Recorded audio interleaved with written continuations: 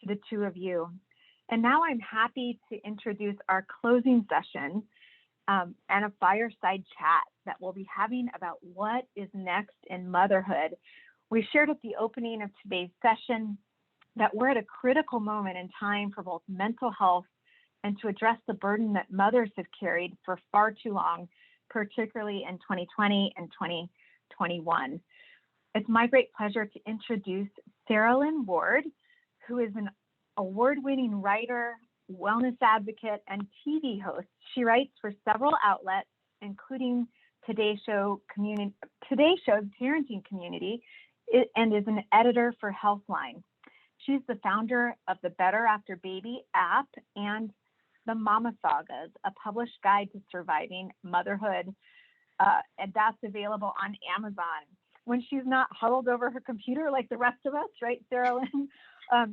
She is climbing Colorado's peaks near her home or skiing down them, as she says, in the winter, and reminding herself that the three little ones that call her mom are not the boss of her. I love that, Sarah Lynn. Amazing. Welcome to the main stage, the three of you. And Sarah Lynn, I'll go ahead and turn it over to you. Thank you. It is such an honor to be here today and such a pleasure to be a part of this forum.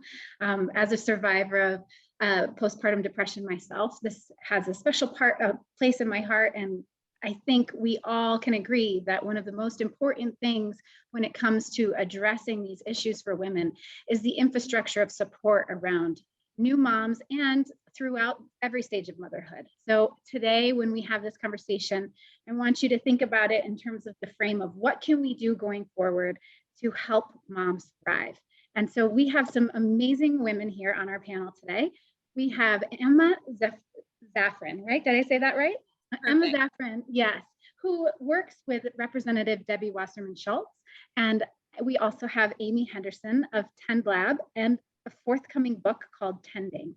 I am excited to introduce them both, and I would love for you both to just give us a little background on how you came to this work and why it means so much to you. Emma, you want to go first?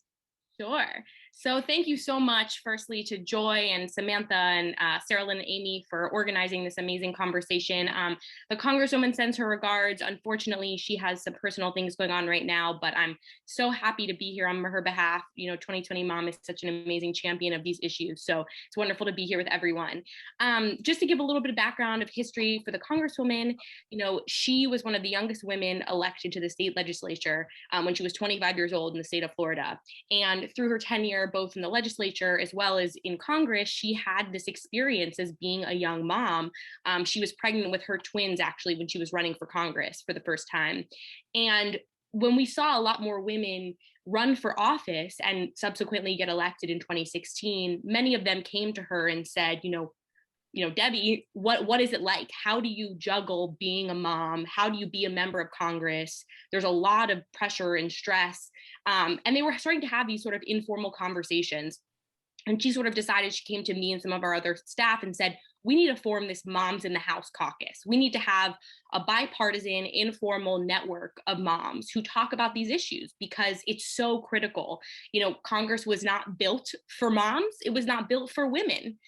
And so there's a lot of conversations that need to be had about how we change, you know, things like scheduling our work week, right? How members fly to DC, they fly back to their district. How do you make that work when you have a family? So the Moms in the House caucus has become this incredible space. You know, they've had formal events with other moms across other sectors. They are an informal support group to one another.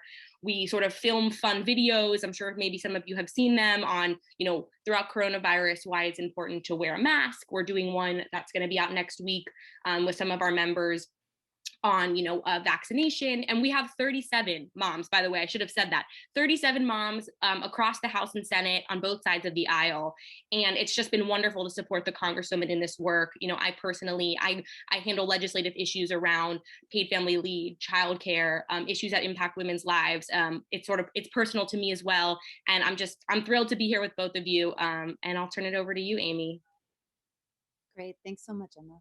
Been great to get to know you through this, and I'm so grateful to be here. I'm so honored that Joy asked me to come and have this conversation with you, and I just want to give a huge shout out to the incredible work that Joy is doing. I think it's just so important, and that everyone is here because this is a critical issue for our time. It has been for quite some time, and now I've been listening in on the sessions, and so grateful to hear that this is finally getting attention, that it's finally something that is visible so that we can look at it and we can heal it. Because maternal mental health in this country is an issue that has been ignored for far too long. So my background, I am a movement builder by background. I was running an organization I'd co-founded with Van Jones and the rock star Prince called Yes We Code, that was around increasing racial diversity in the tech sector, when I accidentally got pregnant with my third kid. And when she was born, I had 3 under the age of 4. And I went out on parental leave because I'm fortunate to be in the 14% of Americans who had access to paid family leave. And while I was out, I started calling up the working moms I most admired to say, look, do I feel like I'm regularly failing in my career and with my kids because of me and my unique shortcomings and the bad decisions I've made? Or is it just this hard to be a working mom in the US?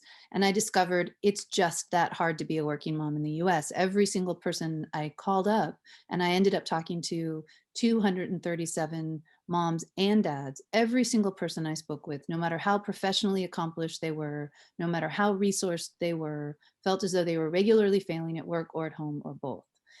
And so it helped, that was a critical experience for me because it helped me to dismantle the shame that I felt and to recognize that it wasn't my fault, which I think is something that is particularly important during COVID for moms to recognize that they're not alone in the challenges that they're facing. But the second thing that happened in these conversations was the understanding that we had to talk about how hard it was first. But once we talked about how much we were suffering, how much we were struggling, the second thing that emerged was this understanding that parenthood was forging us, that we were growing and evolving in ways that possibly nothing else could force us to grow and evolve. I like to think of it like a diamond. You know, it cracks along the fault lines. So it's not its fault that there's pressure all around it, but where it cracks is where it's weak and where it's in need of tending. And parenthood, I believe, is the thing that cracks us, especially under enormous stress like we've had in this last year. And it shows us where we are individually in need of tending and also where we are collectively in need of tending. And this nation has cracked this last year. And as 2 incredible sociologists at the University of Indiana said, you know, other nations have social safety nets and the US has women. And we have borne the brunt of what has happened during this pandemic. And it's time for that to change. So I ended up, after doing all that research, I started a business called Tend Lab. And we've been working inside workplaces for the last 6 years to optimize the workplace for parents. And I'm really excited about that. And I have a book about that whole journey that I've written that is going to be available on Mother's Day this year. But also, I started a collaborative of other founders who were innovating around the needs of families, and it's now called the FamTech Founders Collaborative. You can find it online at famtech.org. And what started out as a lunch of 24 all moms back in February of 2019 has now become a national network of over 160 founders of all genders who are running ventures that are from small startups with a little bit of seed funding to established ventures that have raised over $50 million. And we come together and we collaborate in a really meaningful way to drive forward the success, not just of our individual ventures, but of the larger mission that we're all driving towards, which is to elevate and resource families and caregivers. And I'm excited to talk more about that today. Yeah, I want to begin. I want to pull something out that you just mentioned that I thought was so profound, where this pandemic has really just shown us where we need tending as a nation. Where do we need to really put our efforts? And I think we all know, and we're familiar with the fact that this is a very extremely unprecedented hard time for moms right now in particular. People are calling it a she session. Just to go over some of the facts, women have lost over 11 million jobs between February and May of last year. Their unemployment rate is in the double digits. Almost 3 million women have chose to leave the workforce because of stresses like remote schooling and lack of childcare. Childcare centers have closed, some permanently, and the availability of childcare has decreased by 50% in an already strapped market. Women primarily manage remote learning, and a decade of job gains was lost in a matter of months. So if you think about that, that's a big deal. In a matter of months, we have lost 10 years or more worth of progress. So how do we tackle these problems quickly to mitigate the fallout? Is there a way that we can tackle all of these things at once, or how do we prioritize workplace expectations, childcare, policy, and social norms, and changing all of them at once? Amy, do you want to lead off with that? Sure, yeah, I'm happy to.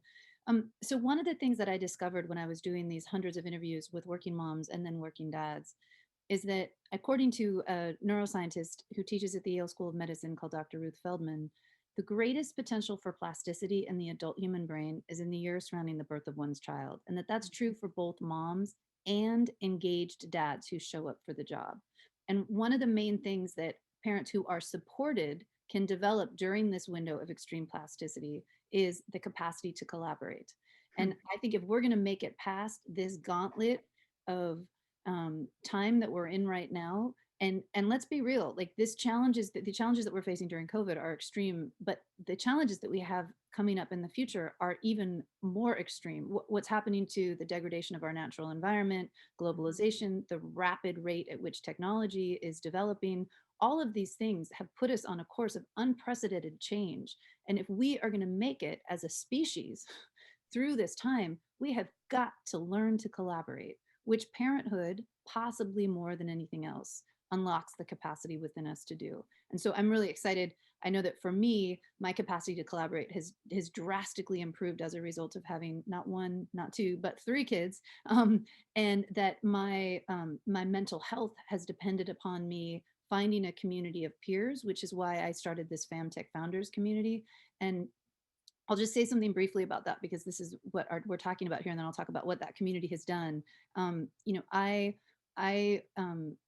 I experienced post-traumatic stress disorder after an experience I had 20 years ago.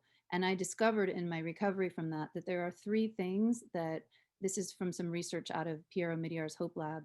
There's three things that allow people to be resilient in the face of trauma. And the first one is the sense that they're not alone, that they're seen and recognized and understood by at least one other person. The second one is a sense of agency, that we have some control over our own lives. And the third one is a sense of purpose, that we can contribute to something bigger than just ourselves and to a better future.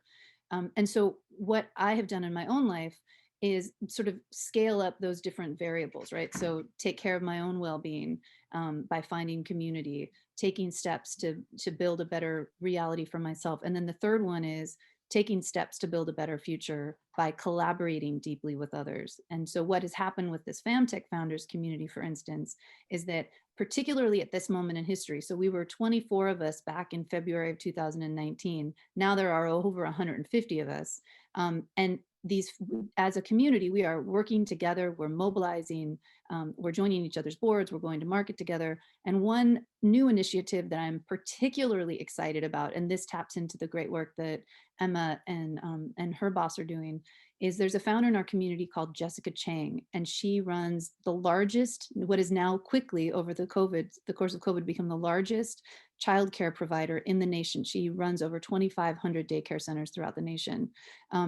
She has been working really closely with the state of Michigan on what they're calling the Try-Share childcare program, where the state of Michigan has put in a pilot program, $300,000 to be matched by employers.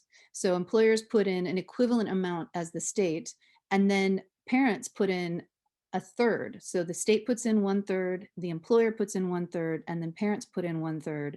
And they're able to provide childcare to folks who are employed, but who are on the lower end of the wage spectrum.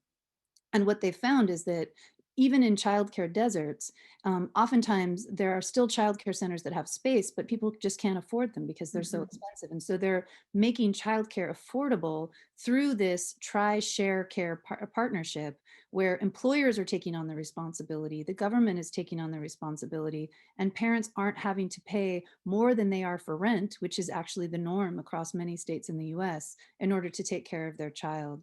And I'm really excited about that partnership because it's this collaboration between innovation, so one of the founders in my community, between the state government, between employers and between parents. And it's really building upon this capacity for all of us to work together for the common good. And I'm hopeful that many more things like that are going to come forward.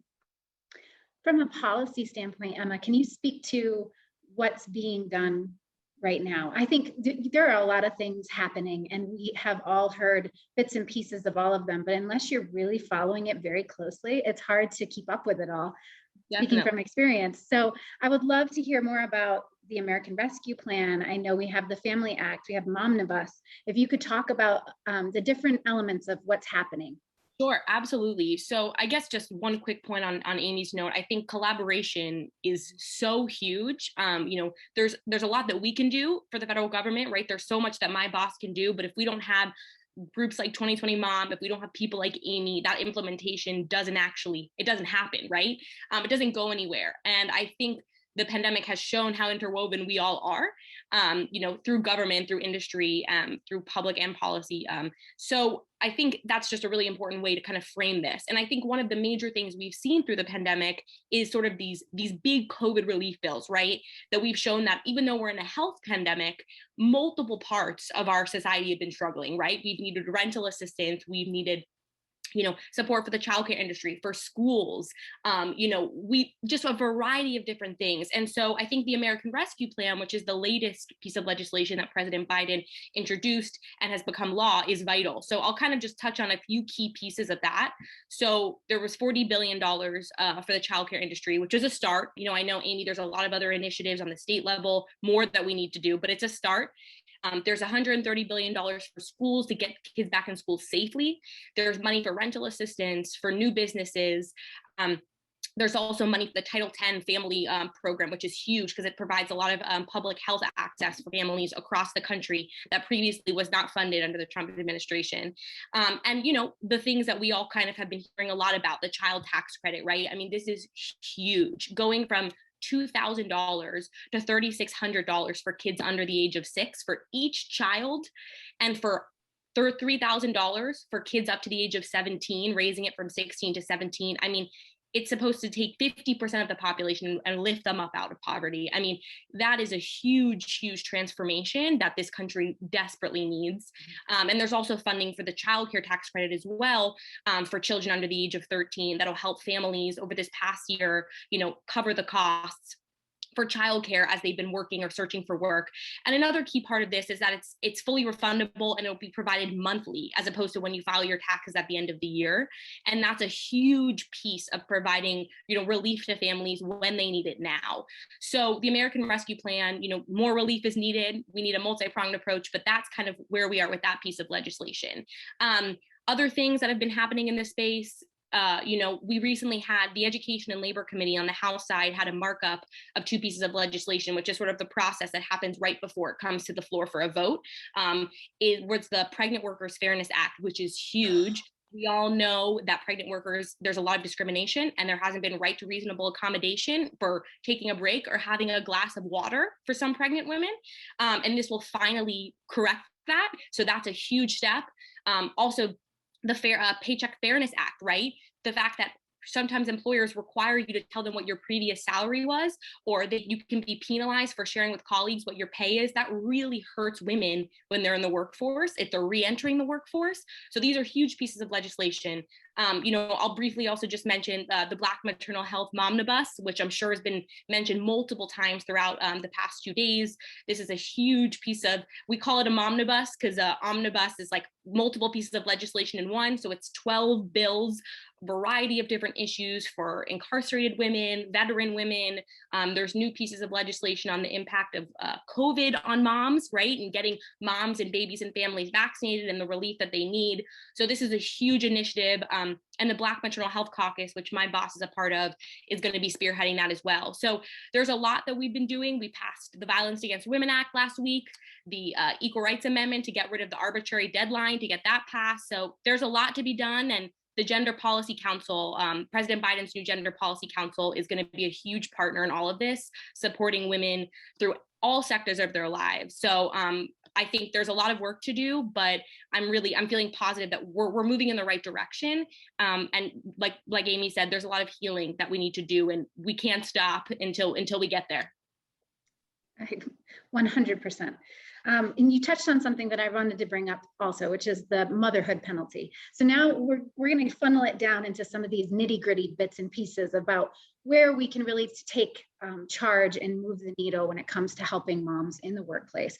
So one of the issues that moms face most often is that if they take a leave of absence from their career in order to care for family or for whatever reason, they are 50% less likely to get a call back from a job interview. And when it comes time to be hired, they're 79% less likely to be hired.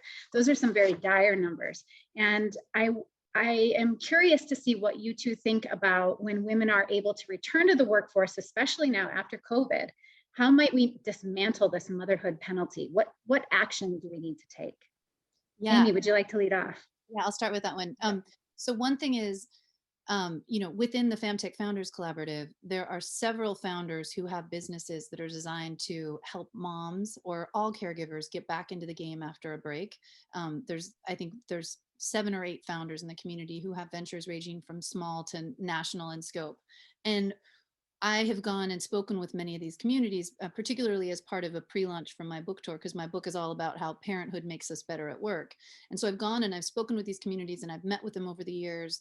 And what I have discovered is that that women, because we are in a culture that says that parenthood, showing up to raise our kids, certainly taking a break from our careers, undermines our professional capacity, that a lot of us suffer from a lack of confidence as a result. And in fact, there's even some great studies that have been done in which women who are pregnant or who've recently had children underscore their own capacity to perform simple cognitive tasks relative to women who don't have children or who aren't pregnant and don't have little ones. And so this is not a case of me blaming the victim. I think that's not at all what I'm trying to say here. But what I am trying to say is that what I've noticed in all of these engagements with these enterprises that are helping moms get back into the game, that there is a really strong sense of feeling as though our time being a parent has been at odds with our ability to perform professionally. And another founder in our community, Shadia Sigala, who played a big role in helping me start the community and is the first person in her Mexican-American family to go to college. She has a venture that's called Kinside, which is also a childcare platform. And one of the really exciting things that she's done is she, at her previous company, ran a study which was the largest study ever conducted on the gender pay gap in the creative entrepreneurial economy. And what she found is that when women were setting their own rates for their services, that they were undercharging themselves 10% more than in the most egregious industries. So women who are setting their own salaries, their own rates in the creative entrepreneurial economy, on average, the gender pay gap was 32%. Relative to under industries like finance and insurance, which has like a 22% pay gap. So what I'm trying to say is that we as women often think that parenthood is at odds with our ability to perform in our careers. And so the first thing I would say is, first sign up on my website. You can get a free digital download of my book, and it'll go into all the research around how parenthood actually makes you better at work and helps you develop like critical career relevant skills. And that if you can really own that, then you can go back to work like a baller. You can go back and just know that you have this incredible capacity. And I think the last thing I'll say about that is within our Femtech Founders Collaborative, we have this really active Slack channel. And just this morning, someone posted in there a resume for someone who put front and center at the very top of a resume, I have been a stay-at-home mom for 4 years, and now I'm going to take the skills I've learned while I've been at home, and I'm going to bring them to a very lucky employer. So hire me and you will benefit. And I'm really curious to see if we can change the narrative within our own minds, how we can change the business community. And we'll get into this more later, but I think a big part of that is also empowering dads to show up as caregivers, all men to show up as caregivers. And we'll talk more about how I think that's going to change the game too. Yeah, I totally agree with the fact that I think we do downplay our own strengths very often. And part of it is exhaustion. I'll just be completely honest. Many of us joke about mom brain and we're exhausted. But a lot of that still comes back to the fact that we don't have the same kind of support that we need in order to make the most of our own career, make the most of our time at home. And so I think what I would like to know is what are some measures that employers can take? What are some of the things that if I'm running a company. What are things that I can do immediately to make it a more inclusive and inviting and accommodating workplace for women in particular? Yeah, it's a great question. And I'm really proud to say that the business that I run is called Tend Lab. That's the business that's been optimizing the workplace for parents. And we just partnered with Time's Up on a really robust employer engagement strategy. Our scope of work with them was to create an employer's guide for meaningfully supporting employees during crisis and beyond. So right now and beyond. And I just finished that first final draft on Wednesday of this week. So a little sleep exhausted from late nights on that one. But what we put in that guide is and this will be available publicly. And so anybody who wants to know about it, feel free to sign up on my website, amyhenderson.org or tendlab.com, and I'll share it with you once it's ready and out in the public eye. But the very first thing we say is to create the forum to listen. Listen to your caregivers and moms. Prior to COVID, 52% of employers didn't even track whether anyone in their workforce was a caregiver. The only way they would know is if it was incidental, if they happened to fortunately have access to paid family leave, then they would know that that person had gone out on leave. But there was no formal tracking mechanism within 52% of employers. So they didn't even know whether they had caregivers. And some reports like Joseph Fuller at Harvard said that, up to 75% of employees have caregiving responsibilities at any given point in time. So if employers aren't even asking who their caregivers are or tracking who their caregivers are, and then if they're not, there's that great saying, like, what you measure matters. If you're not even measuring it, it's not going to matter to you. And as a result, employers don't know how much their employees, particularly their moms, but all employees with caregiving responsibilities, are struggling and suffering because they're not asking, they're not looking. So ask how many caregivers you have in your workplace, track it. And then once you start to track it, that gives you the capacity to really look deeply at what are the needs of your caregivers and your moms. One of the other things we've seen is that when employers do provide benefits, and generally all employers do, even for lower income workers, there are some types of benefits available. Even when they are available, the utilization rates are really, really low. And a national survey found that 39% of leaders within companies don't even think their benefits and policies meaningfully support caregivers. Let me say that again. We did a national survey, the Society of Human Resources Management did this national survey of leaders within companies, and they found that only 39% of leaders within companies think that their benefits and policies meaningfully support caregivers, So they know that they're not doing a good job, but because they're not tracking it, because they're not measuring it, because they're not looking at it in detail, they don't know how and why they're not doing a good job. So I think employers need to do that. And then the other, there's a whole bunch of this, like I have a 20-page guide that I just worked on, so I've been deep in the weeds. But the other two big things I would say are empower your men to be caregivers. So lead by empowering your men to be caregivers. I think that's critical. All the research shows that when countries where men take parental leave, that all women, not just moms, are more likely to rise into leadership positions. And there's lots of deep reasons for that, which I can go into.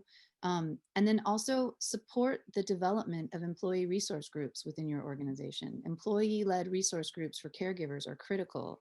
And by the way, because of COVID, in large part because of COVID, the leaders of employee resource groups inside companies across the nation, they are mobilizing too.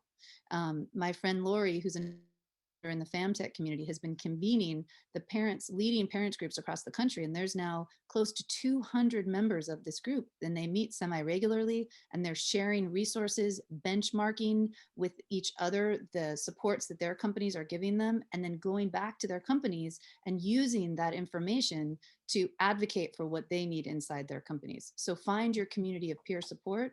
If inside your company you want to advocate for yourself, there are others who you can work with to do that. I want to be conscious of time, and Emma, I really want to touch on paid family leave and where we're at with that. Also, as it relates to the Family Medical Leave Act, because the Family Medical Leave Act has been kind of a stopgap measure for many people who don't have access to paid family leave. But I'm personally concerned that as we come out of this COVID pandemic and as we enter the post-COVID world, what was already challenging in terms of eligibility for family medical leave, the FMLA, it will be even more challenging now. We are going to be looking at an even more distributed workforce. One of the eligibility requirements of FMLA is that you have to have 50 employees that work within 75 miles of company headquarters. That was already a stretch for some companies, and I think now it's going to be even more so. In addition to the fact that you must work 26 hours per week roughly as an employee, and you must have been employed for at least 1 year. So by default, a lot of people are left off the table with FMLA. So can you talk to us a little bit about family medical leave and if that's going to be amended at all as part of the conversation for paid family leave? Definitely. So I think in order to kind of think about FMLA, you sort of have to take a step back, right? This bill was passed in 93, I believe. It was the first piece of legislation that President Bill Clinton passed, but it had been in the works since the Reagan era, right? Like, this is a very outdated piece of legislation. And we have to think about how we've changed the conversation around what a family is, right? What work-life balance is. And the Family Act is an amazing piece of legislation that Treasury Secretary Yellen, as well as President Biden, have committed to really working towards. This is a legislation that's been around for quite some time now, but it's sort of based off of a state model, right? And I think around 7 states now that is really, really low cost and helpful to businesses of all size, that doesn't put any sort of burden on them. That would be really vital, especially to businesses that are small. And I think especially, the 1 year piece is extremely harmful to low income folks, because people or moms who have to take time, right? Or any caregiver, right? You have to take time and you have to move from job to job. Staying in a place a year in order to have family medical leave, we've got to act on this. So, my boss is really committed to this. The entire Democratic Women's Caucus in particular is really wanting to push for this. One thing I wanted to mention is President Biden has been speaking a bit about how we need an infrastructure package, right? We need to work on rebuilding our cities, which is huge and so important. We need roads and we need bridges, but we need social infrastructure too.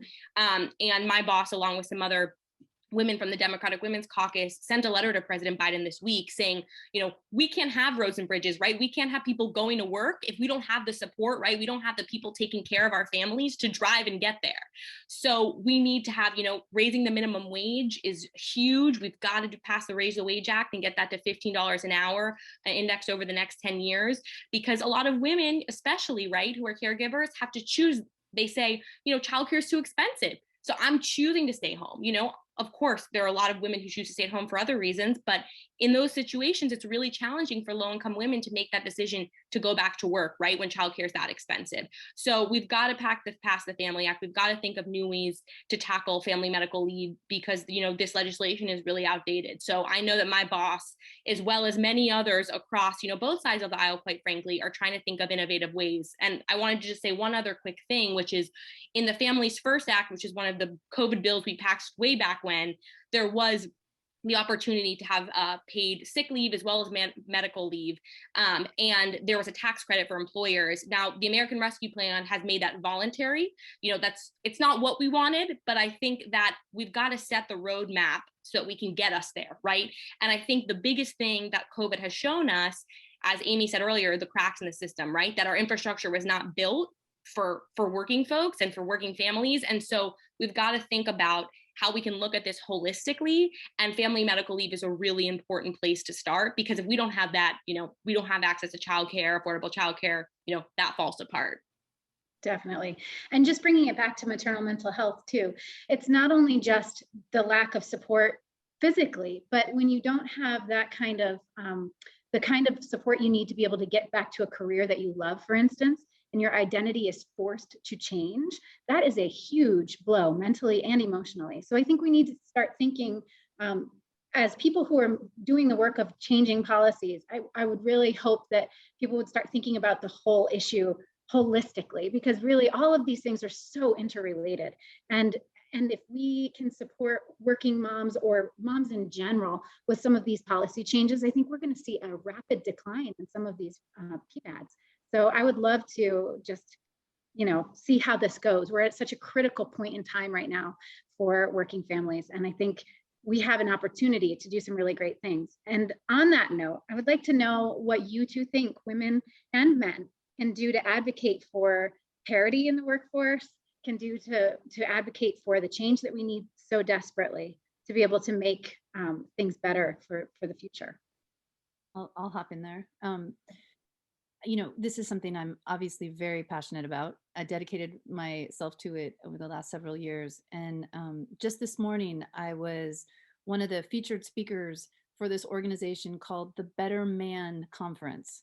And every Friday, this group comes together, and it's a group of, you know, hundreds of executive men from across the country to figure out how they can be better men.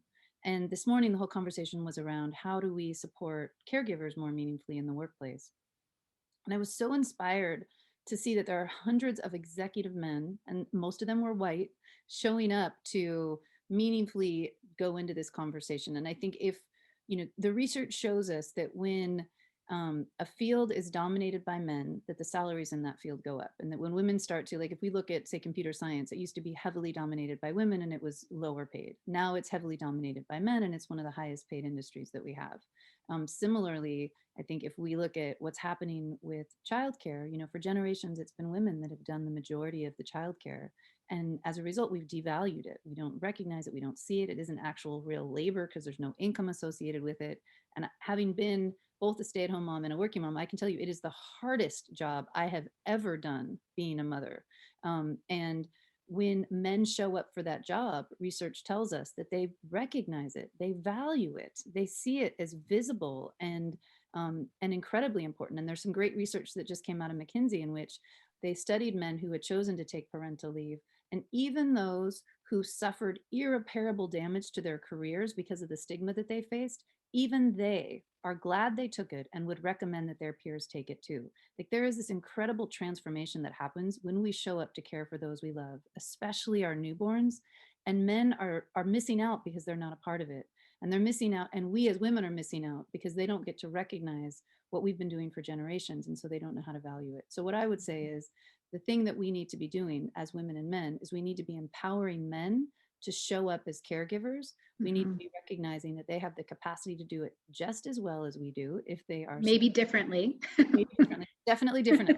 Right, definitely differently. But they can do it just as well. Yes, If they're absolutely. empowered and supported. And like, you know, one of my favorite mentors, Ruth Bader Ginsburg, who isn't personally a mentor, but just, you know, she said, women will never be empowered at work until men are empowered at home. And so I think that's the critical thing we can do is we can invite men to participate in this and to show up, not as allies, but as partners. Mm-hmm. Yeah, absolutely. Just jumping off of that, for the Congresswoman, if she was here, she would talk about, she calls her husband Saint Steve.